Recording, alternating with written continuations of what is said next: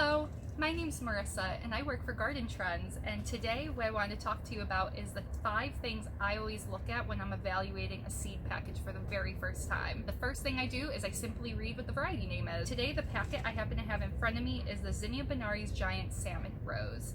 I definitely always encourage people to check our website and our catalogs to read more about the variety and the specifics and some of the additional culture information. The second thing I always happen to take a look at is this germination label that's affixed to our packages, whether on the back or the front. This label is printed right at the time the product is being shipped to you, and it's a snapshot of what the germination is like for the seed inside. It features the lot number, which is a 5-digit code that tells us that the seed inside here is a part of a larger bulk seed sample. If we ever need to look into the seed we sent you, we have a record of it. The next 2 things are the date and the germination percentage, and that date just simply means the last time the seed was tested, and at that time of testing what the reported germination was for it. So in this case, the zinnia was tested back in February, and the germination percentage is 93%, meaning that 93% of what you plant should grow and germinate, as long as you follow some of the culture as detailed on the package and in the supplemental materials.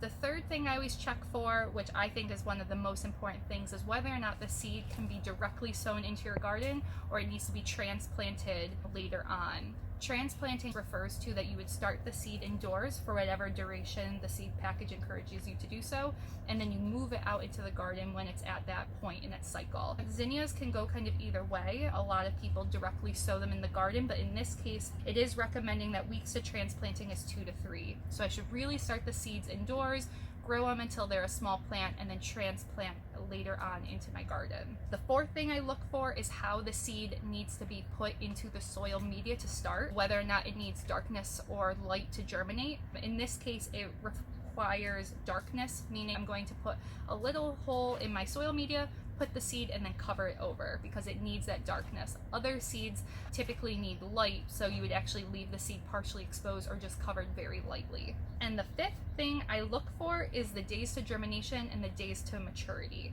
They are a little different in that days to germination gives you that expectation of when the seedling will emerge from when you first plant it. So in this case, in 5 to 10 days after I plant it, I should expect to see a small seedling, but your days to maturity is 70 days.